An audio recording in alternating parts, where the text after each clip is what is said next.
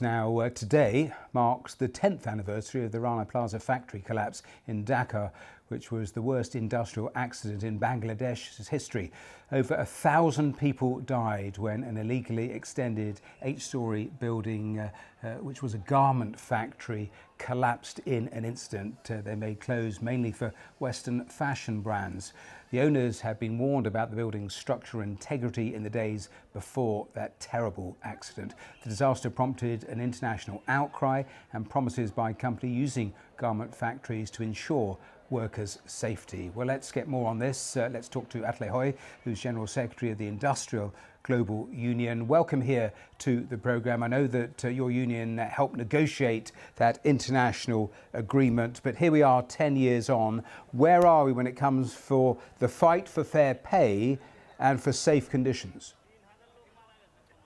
I think we can certainly say that for safe conditions, we've come a long way. We have revolutionized the safety structures of the Bangladeshi garment industry. We have, through the years, made 56,000 inspections by professional engineers. 170,000 faults were found, and 440,000 have been corrected already. So on safety, we can certainly say we've come a long way. On wages, there's still a long way to go.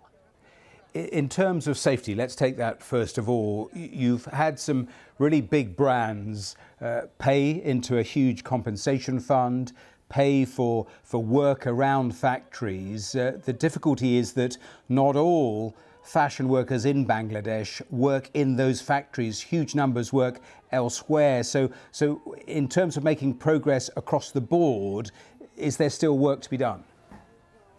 There's definitely work to be done. We have inspected all of the factories where the brands that we have in the Accord are members. That's about 2,400 factories, and it will combined have around 2 million workers in these factories.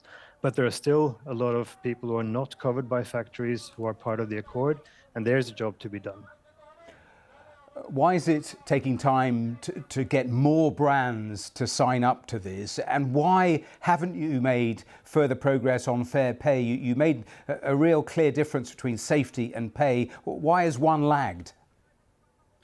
Well, safety was what everybody agreed on after the collapse of Rana Plaza exactly 10 years ago. We got the brands and we got the industry, national industry in Bangladesh, to agree that we have to deal with safety so we avoid these collapses. On wages, that's still something that we're working on. We need respect for the right to organize and the right to collective bargaining in Bangladesh. That's still a long shot because the government is not in favor and the industry is not actively helping us. And I would say, even though the brands are trying, there is more to be done. Well, we'll continue to monitor this story. It has always been an important story over the years since that terrible disaster. Thanks very much for being on the programme here today. Senator Tim Scott was in Iowa this weekend, and we will hear from him in a moment. But first, let's go to Peter Doocy. He's at the White House this morning. Hi, Peter. Dana, any way you slice it, the polls are bad for President Biden. 7 out of 10 adults don't want him to run again, according to NBC. Just 26% want him to go for re-election. And the president pre-recorded parts of a rollout video in Rehoboth Beach, according to the Washington Post, which would mean that he taped that video just hours after returning from Ireland and saying this. Can you tell us whether the last few days has changed your calculus on when you make an announcement on your plans for 2024? No. I've already made that calculus. We'll announce it relatively soon. But the trip here just reinforced my sense of optimism about what can be done. So you've made a decision? You just have to announce it? I told you, my plan is to run again. Age is a factor for people saying no, don't run again. 48% say it's major. 21% say it's minor. The New York Times editorial board says it's important, writing this, quote, his most recent health summary, released on February 16th, said much the same thing, describing him as a healthy, vigorous 80-year-old male who is fit to successfully execute the duties of the presidency. But his cognitive abilities went unmentioned. That's something he should discuss publicly and also demonstrate to the voters who expect the president to reflect the nation's strength. Been in meetings with him time after time. His performance tells me he's up to the job and does it well. Let's concede the obvious, what his age is, but let's look at the obvious. He is an active president who is meeting the challenges of America every day. And President Biden, a very superstitious guy, has this announcement slated for the 4-year anniversary of his 2019 announcement ahead of the last cycle. But that campaign wound up being all about Trump. Trump not a sure thing as an opponent this time for him, so it's not like they can just copy-paste. Dana. I'm Steve Ducey. I'm Brian Kilmeade. And I'm Ainsley Earhart. And click here to subscribe to the Fox News YouTube page to catch our hottest interviews and most compelling analysis. Two of the biggest names in cable TV are now out at their longtime networks, announcements that came just moments ago. First, Don Lemon announced on Twitter that CNN fired him. In a statement to NBC News, the network CEO said that the sides parted ways. That bombshell announcement came minutes after Fox News cut ties with Tucker Carlson. Now, Fox did not give a specific reason. Carlson is one of the most popular primetime hosts on television. Let's bring in Brian Stelter. He is the author of Hoax and Network of Lies and a Vanity Fair columnist. We should also note also used to work at CNN. So, Brian, let's start with Tucker Carlson. What is Fox saying about this decision? Have we heard anything from Tucker Carlson yet? We have not heard anything from Tucker Carlson, which is very revealing in and of itself.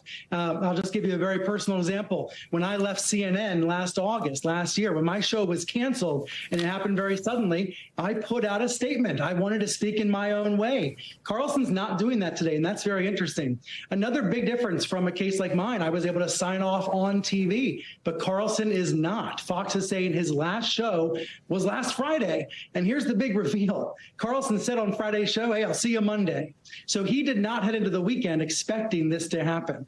We don't know exactly why his show is suddenly ending, although I do believe that it's not just Carlson leaving Fox. At least some of his producers are also leaving. So that could be a clue that this has something to do not just with Carlson. It's not just, about Tucker. It might be about the show as well. Again, very few details because he's not commenting, but Fox is saying that his show will be replaced immediately with rotating hosts. And Brian, it really is remarkable. Moments after the Carlson news, we learned that Don Lemon is now out at CNN. What are we hearing about that? Yes, and just to be clear, this is a coincidence. Fox did not know CNN was about to do this. CNN did not know that Fox was about to do this. It is tempting to try to connect the dots between these two cases because they are happening at exactly the same hour of the day here on Monday, and because Don Lemon was critical of Tucker Carlson. Tucker Carlson was incredibly sharply critical of Don Lemon in crude and insulting ways. The two men would trade barbs on TV, and they're both kind of icons of a certain era in cable news that was dominated by all things Donald Trump. But the Don Lemon case, I think, is much more related to his status on the morning show. CNN moved him to the mornings a number of months ago. It seemed to many to be a demotion because he was moved out of prime time. Some people wondered if it was related to the new management at Warner Brothers Discovery, my former employer. Don Lemon seems to think so because in his statement, he's hinting at larger issues at play and saying that he was terminated right after getting off the air. So I suspect we're going to hear a lot from him about this because this is not one of those going quietly situations where he's playing nice. Right now, CNN's playing nice, saying they parted ways and they wish him well. But Don Lemon not going to play nice in this case. I think he's going to have some sharp words for CNN. And like I said, this is notable because he's an icon of that era of cable news, that in-your-face, passionate, oftentimes provocative, sometimes even polarizing era of cable news defined by the Trump years. And as we all know, the Trump years may not be over. We're heading into another election cycle, but without Don Lemon on TV, and at least for now, without Tucker Carlson on TV. On Saturday, I directed the temporary suspension of operations at Embassy Khartoum, and we conducted a successful operation to safely evacuate all U.S. Embassy personnel and their dependents. A decision to suspend operations at the embassy, remove our personnel from their assigned posts, is among the most difficult that any secretary has to make. But my first priority is the safety of our people, and I determined that the deteriorating security conditions in Khartoum posed an unacceptable risk to keeping our team there at this time. The Sudanese people are not giving up on their aspirations for a secure, free, and democratic future. Neither will we. the United States will work with all parties, in coordination with regional and international partners, to bring an end to the fighting and a return to the transition to a civilian government.